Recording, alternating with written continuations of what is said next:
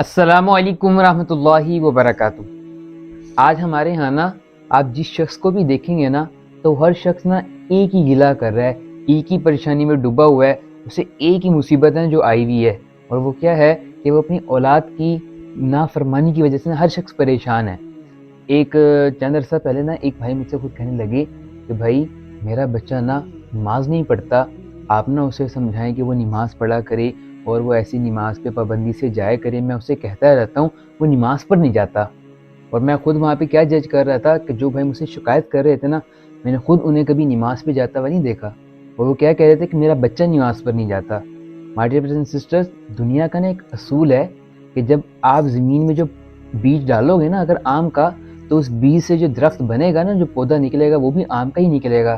ایسا نہیں ہوگا کبھی بھی کہ آپ نے امرود کا بیج ڈالا ہے اور آپ وہاں سے دعائیں اللہ سے کر رہی ہیں کہ اللہ تعالیٰ اس سے آم نکل آئے، تو ایسا کبھی نہیں ہوتا۔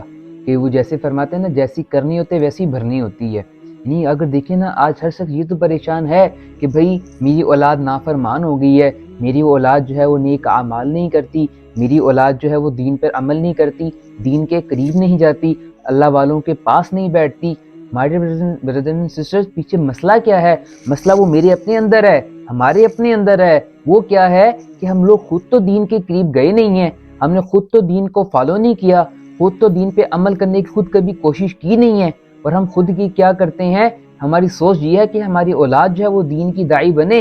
ہم یہ تو خواہش کرتے ہیں، بہت اچھی یہ بات نہیں کہنا چاہ رہا کہ ہم خواہش نہ کریں کہ ہماری اولاد نیک نہ بنے، یہ خواہش نہ کریں کہ ہماری اولاد دین کی داعی نہ بنے۔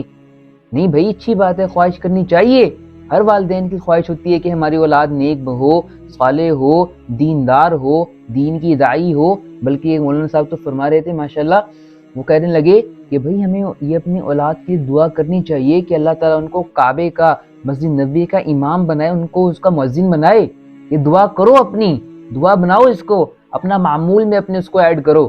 لیکن اللہ معاف فرما دے my dear brothers and sisters, یعنی کہنے کا فرسٹ پیورٹی کیا ہے کہ میں اپنی اولاد کو تو نیک بنا رہا ہوں، کیا میں خود بھی نیک ہوں؟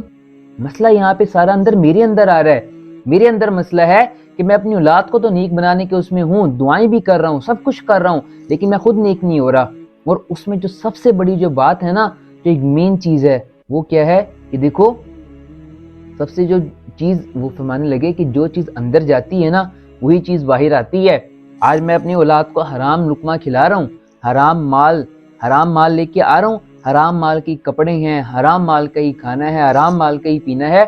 تو ایک حدیث کا مفہوم ہے کہ ایک شخص جو ہے نا کعبے کی دیوار کو پکڑ کے رو رہا ہوتا ہے، یا اللہ، یا اللہ ابھی، یا اللہ ابھی، لیکن پھر بھی کعبے کی غلاف کو پکڑ کے وہ شخص رو رہا ہے، پھر بھی دعا قبول نہیں ہو رہی۔ حدیث کا مفہوم ہے کہ اس شخص کا پہننا حرام، کھانا حرام، پینا حرام، ہر چیز حرام کی ہے، تو کعبے کے غلاف کو پکڑ کے بھی اگر وہ شخص دعائیں مانگے نا تب بھی وہ قبول نہیں ہوگی۔ کیوں؟ کیونکہ اس کے تمام جو لین دین ہے وہ سب کچھ حرام کا ہے، سب کچھ سود میں جو ہو رہا ہے، تو اس کی دعا کیسے قبول ہوگی؟ اور my dear brothers and sister, اللہ معاف فرما دے، بہت افسوس کی بات ہے، اور آج یہی حال ہم لوگوں کا بھی ہو چکا ہے۔ یہ ہم لوگوں کا آج حال ہے کہ ہم لوگ کعبے کے غلاف کو پکڑ کے لوگ دعائیں مانگ رہے ہیں، کعبے کے غلاف کو پکڑ کے دعائیں مانگ رہے ہیں، رو رو کر دعائیں مانگ رہے ہیں، پھر بھی دعا قبول کیوں نہیں ہو رہی؟ پھر وہ دعائیں رد کیوں ہو رہی ہیں دعائیں؟ مسئلہ کیا ہے کہ کھانا پینا سب کچھ حرام کا ہے، ہمارے بزنسز اس میں حرام میں ہو رہے ہیں، سود میں بزنسز ہو رہے ہیں، تو دعائیں کہاں سے قبول ہوں گی؟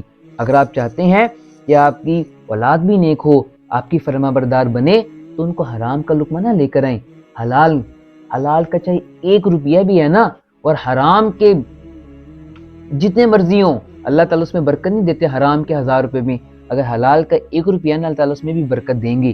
اور دیکھیں، آپ نے حلال کے تو 99 روپے کما لیے، اگر اس میں حرام کا 1 روپیہ بھی، 1 آنا بھی لے کر آگے نا، وہ 99 کے حلال کو نا سب کچھ حرام کر دے گا، وہ 1 آنا، وہ 1 روپیہ حرام کا۔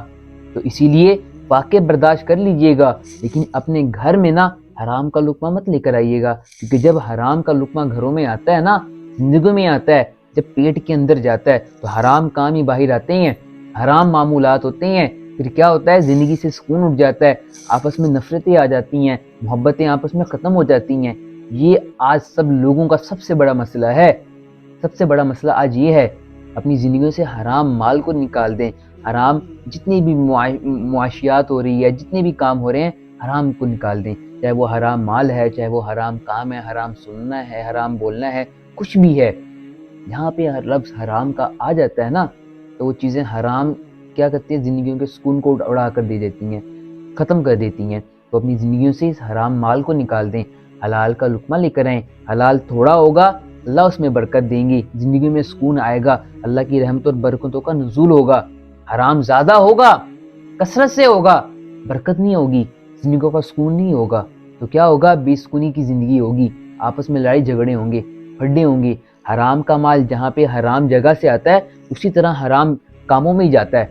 حلال کا مال مشکلوں سے آئے گا، مشکلوں سے آئے گا، لیکن کیا ہوتا ہے، برکت والا ہوتا ہے، خیر و برکت و عافیت والا ہوتا ہے۔ تو اسے کیا ہوتا ہے، ایک مولانا صاحب ایک بتانے لگے کہ ایک شخص ان کے پاس آیا اور ان سے فرمانے لگا کہ حضرت میں نے نا بہت تعویذ کیے ہیں، بہت اپنے کام کاج کیے ہیں، لیکن کیا ہے کہ میرا نا کام نہیں چلتا، میرا جو ہے نا میں کوئی بھی بزنس میں ہاتھ ڈالتا ہوں نا، سونے میں ہاتھ ڈالتا ہوں وہ مٹی ہو جاتا ہے۔ انہوں نے فرمایا کہ آپ نا ایک کام کرو، کم تولنا چھوڑ دو، کم تولنا چھوڑ دو۔